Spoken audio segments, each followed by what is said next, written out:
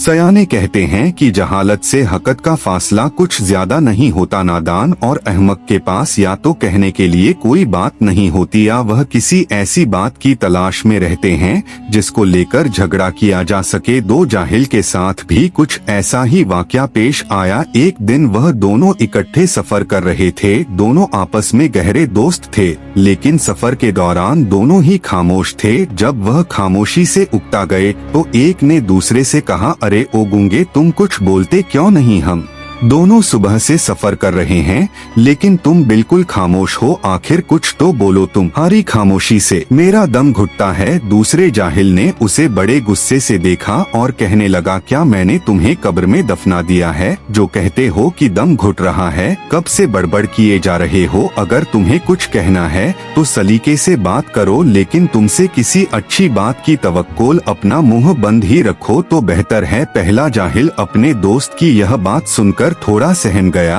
और कहने लगा, अरे नहीं नहीं, मेरा मकसद तो सिर्फ यह था कि एक दूसरे को मशगूल रखें और कुछ नहीं।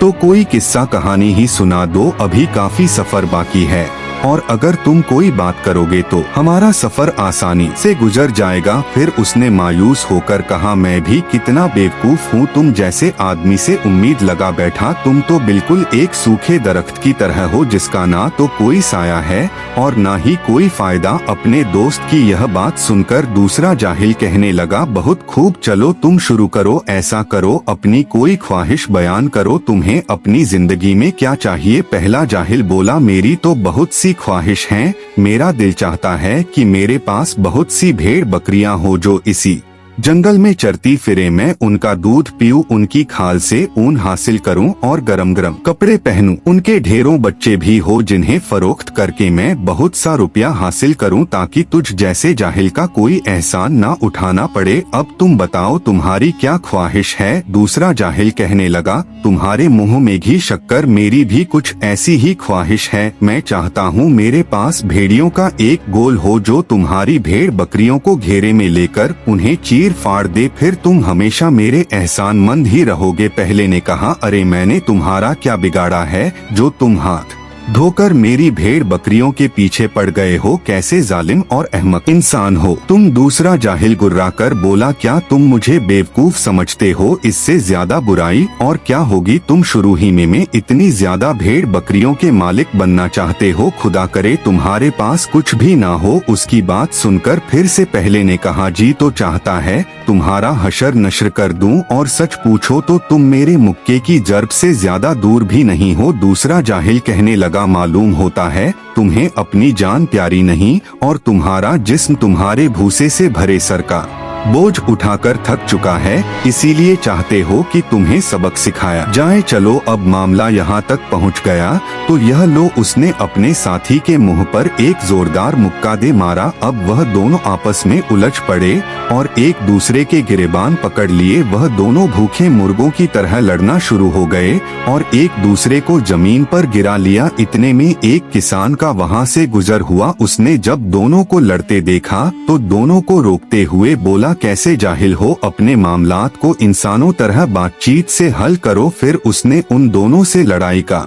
सबब पूछा। पहला जाहिल अपने कपड़े झाड़ते हुए उठा और कहने लगा, इस नासमझ को समझाओ जो मेरी भेड़ बकरियों के पीछे पड़ गया है। यह कहता है कि अपने भेड़ियों के जरिए मेरे सारे रेवड़ को चीर फाड़ डालेगा। दूसरे जाहिल ने कहा, सारा कसूर इसी का है, इसे चाहिए था कि 2-3 भेड़ बकरियों पर कनात करता। लालची कहीं का क्या रुए जमीन पर और इंसान नहीं बसते, बाकियों का कोई हक नहीं। मुझे बताओ, भेड़िए और भेड़ बकरियों का रेवड़ कहाँ है? मुझे तो तुम दोनों के सिवा यहाँ कुछ दिखाई नहीं देता। पहले जाहिल ने कहा, अरे नहीं, भेड़िए और रेवड़ यहाँ नहीं हैं, हम तो एक दूसरे को अपना मंसूबा बता रहे हैं, लेकिन यह जाहिल मेरी ख्वाहिश को भी बर्दाश्त नहीं कर सकता। दूसरे ने कहा, तुम्हें खुदा का वास्ता इसकी हकत तो देखे। मेरे भेड़ियों ने अब अपना काम शुरू भी नहीं किया और यह अपने दोस्त का दुश्मन बन बैठा। किसान ने उन दोनों से कहा, अच्छा मुझे अपनी दास्तान शुरू से सुनाओ। जब दोनों ने तमाम बात शुरू से बताई तो किसान कहने लगा, तुम दोनों वाकई बहुत अहमक हो। भला यह भी कोई झगड़ा करने वाली बात बात है। फिर उसने पहले जाहिल से कहा, तुम्हें चाहिए था कि भेड़ बकरियों की बजाय ऊँटों की ख्वाहिश करते, इस तरह तुम्हारे ऊँट भेड़ियों से महफूज रहते। खुद सोचो, ऊँटों का दूध भी ज्यादा और उनकी ऊन भी ज्यादा। दूसरे जाहिल ने जब यह बात सुनी तो किसान से कहने लगा, अब समझ आई, तुम भी इसकी तरफदारी कर रहे हो। अच्छा, अगर ऐसी बात है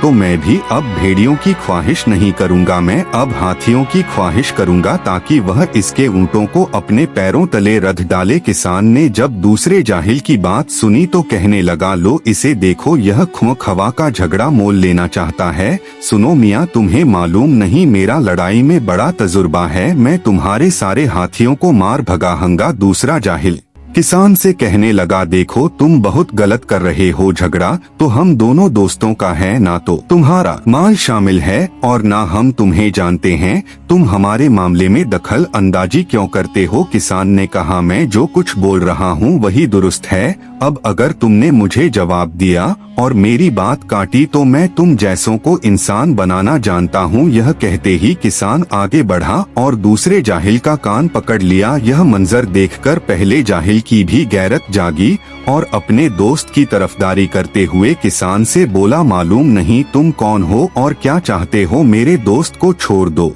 किसान ने दूसरे जाहिल का भी बाजू पकड़ लिया और उसको मरोड़ना शुरू कर दिया। इस तरह अब वह तीनों झगड़ने लगे और एक जाहिल ने किसान से कहा, हमने तुम्हें मना किया था कि हमारे मामले में मत आओ, आखिर तुम कौन हो जो हम दोस्तों के बीच आ टपके। किसान उन दोनों से कहने लगा, तुम दोनों जाहिल मुसाफिर हो, गरीब कहीं के, मैं इस सहरा और जंगल का मालिक हूँ और तुम्हें यहाँ झगड़ने का कोई हक नहीं। फिर दोनों जाहिल इकट्ठे हुए और कहने लगे, हम तुम्हें एक ऐसे सहरा का पता बताते हैं जहाँ पहुँचकर तुम्हें बहुत मजा आएगा। यह कहते ही दोनों उस पर टूट पड़े। कुछ देर जब किसान की खूब दुर्गत बनी तो कहने लगा, रुक जाओ, मुझे मत मारो, ऐसे मारपीट से तुम मेरी दौलत हथिया नहीं सकते और ना ही तुम्हें तुम्हारी भेड़ बकरियां मिलेंगी। दोनों जाहिल किसान से कहने लगे, अब आया ना ऊंट पहाड़ के नीचे, हमें बताओ इस मसले का हल क्या है। किसान उन दोनों जाहिल से कहने लगा, शहरे बल्क की अदालत यहाँ से करीब ही है,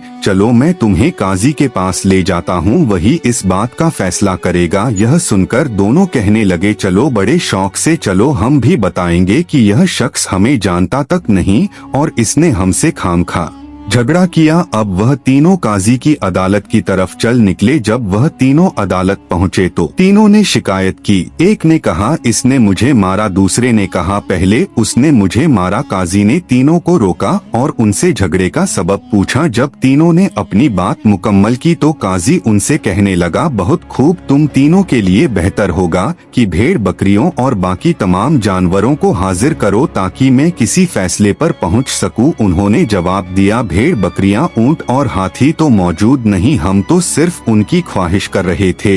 फिर काजी ने कहा, किसी चीज की ख्वाहिश और तमन्ना रखना कोई बुरी बात नहीं, लेकिन हर काम का कोई हिसाब और अंदाजा होता है। तुम तीनों ने झगड़ा किया है, इसलिए मैं तुम तीनों को कैद खाने भेजता हूँ। अगर कैद से बचना है तो तुम तीनों अपना जामिन लाओ और जानवरों को हाजिर करो। यह सुनकर तीनों एक दूसरे का मुंह तकने लगे और एक साथ मिलकर बोले, काजी साहब आप हमें कैद खाने ही डाल दें, अब हम जानवर कहाँ से लाएं। काजी उनकी इस रजामंदी से तिलमिला उठा और कहने लगा, शायद तुमने सोचा कि कैद खाने में मुफ्त की रोटी मिलेगी, यह सब इतना आसान नहीं। फिर काजी ने चालाकी से उन्हें एक आजमाइश में डाल दिया और कहने लगा, तुम में से जो भी यह साबित करे कि वह सबसे ज्यादा अक्लमंद है तो उसे छोड़ दिया जाएगा। यह सुनकर उन तीनों के चेहरे पर मुस्कुराहट वापस लौट आई। अब वह तीनों एक दूसरे की खामियों को गिन गिन कर साबित करने लगे कि वही सबसे बड़ा अक्लमंद है।